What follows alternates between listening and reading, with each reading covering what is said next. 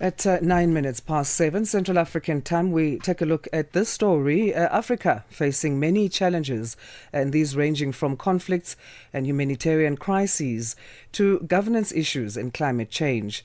Regional and faith-based institutions are increasingly working together to address these challenges and promote peace, democracy, and sustainable development across the continent. One such effort is the renewed Memorandum of Understanding between the African Union and the Symposium of Episcopal Conferences of Africa and Madagascar, or SECAM, aimed at strengthening cooperation on human rights, good governance, and integral human development. To discuss what this partnership means in practice, we're joined by Reverend Louison, Emerick Bissila Mbila, who is SECAM's Liaison Officer at the African Union in Addis Ababa. Father Bissila Mbila, thank you so much for joining us. How are you? Thank you very much, Channel Africa. I'm very fine, and thank you for pronouncing my name correctly. Thanks. All right, great. I'm glad we did. Father, let's start here. Can you explain what this renewed MOU or Memorandum of Understanding between the African Union and the Church's role in promoting peace and development across Africa in terms of what that means? First of all, the term renewed, it means that there was one before. And on the 19th of August 2015, SECAM had already signed a MOU with the African Union through the then Department of Political Affairs. But because that MOU was not time-framed, it was kind of open-ended, the AU had to come back to us and tell us to renew that one because there was a new format which all the partners has to follow. So that is why, after so many months of hard work, we now came up with this new format.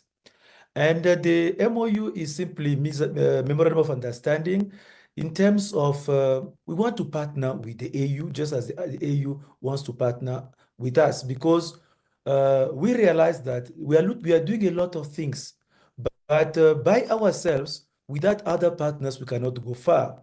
Just like the African Union realizes that it cannot just reduce itself to an institution of technocrats, diplomats, and experts. They also need the civil society and especially faith-based organizations. That's why they accepted to work with us together. So the MOU was signed on the 13th of February. On the SECAM side, we had His Eminence, Fridolin Cardinal Ambongo Besugu, the Archbishop of Kinshasa and President of SECAM, who signed on behalf of the Church in Africa. And on behalf of the African Union, we had Ambassador Bankole Adewoye, the Commissioner for Political Affairs, Peace and Security. In practical terms, how will this agreement help to promote peace, to promote reconciliation and social cohesion, especially in regions that are currently experiencing conflict? In regions that are currently experiencing conflicts, there are already existing mechanisms of the African Union, such as the Panel of the Wise or Panel of the Elders.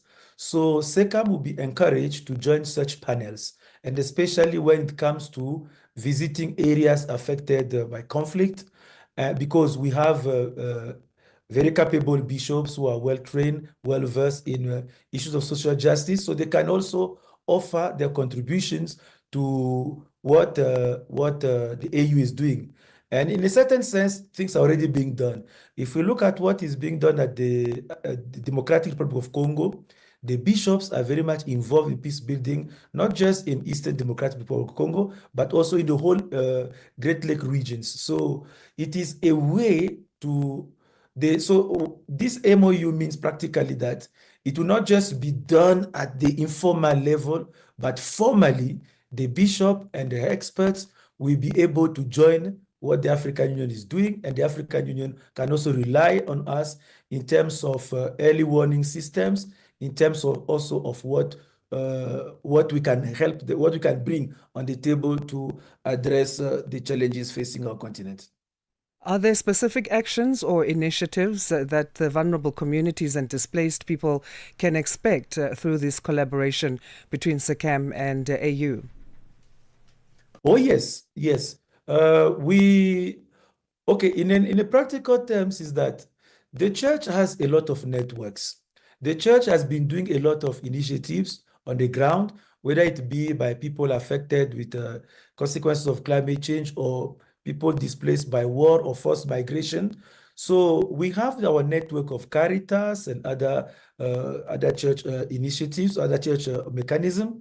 So this time around, we'll be able to share what we are doing to the AU, and the AU also will be able to share what they are doing with us. So we have planned also to have joint projects and capacity building together. So it is something very hopeful indeed. So the MOU, Father, also mentions climate change and sustainable development. Can you share how SECAM plans to be involved and what projects or programs might be launched?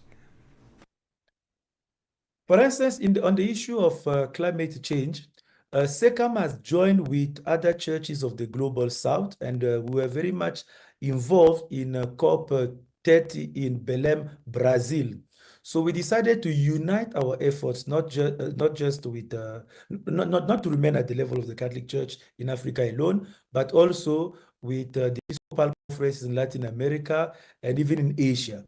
So we went to Belém. We participated in COP 30, and now that the COP 32 is coming to Ethiopia next year, so we have decided to work together, to team up, and then to come out with proposals, with the contributions that can help mitigate the effects of climate change in Africa, because we know that we are not the polluters number one, and yet we are the hard-hit people. And on our own like that, it cannot work. So that is why we have already started the preparation to COP 32 with our African Union partners and the other partners in the Global South, so as to come up with very concrete proposals that will impact the peoples positively. Right, so let's look ahead now. How would you say this partnership fits within the Africa Agenda 2063?